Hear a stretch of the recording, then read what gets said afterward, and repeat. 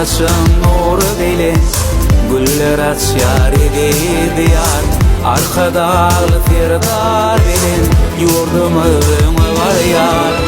Bir taraflık bir dünya, dostluğun yakin yadı.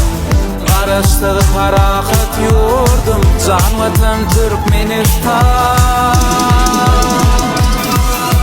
Kahraman arkada bilen, arkadalı Serdar bilen.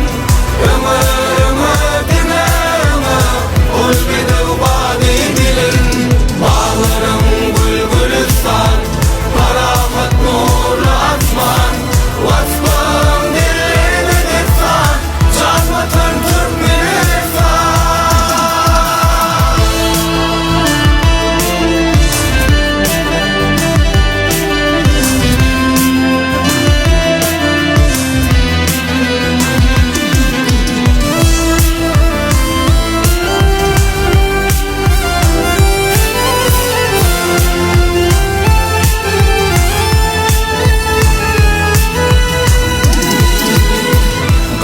Altın ibit kadın, başbaylığın genci tanım.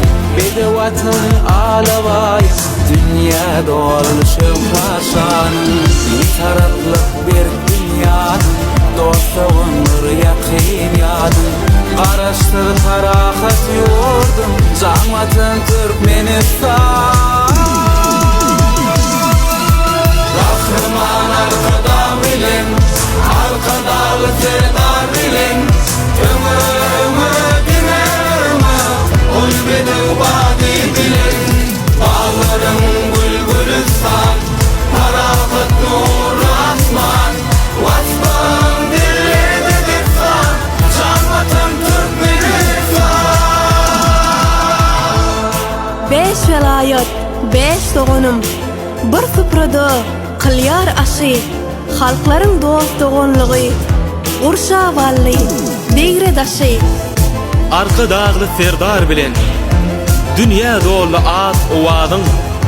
Parladıp yaşıl baydağım, Can vatan Türkmenistan.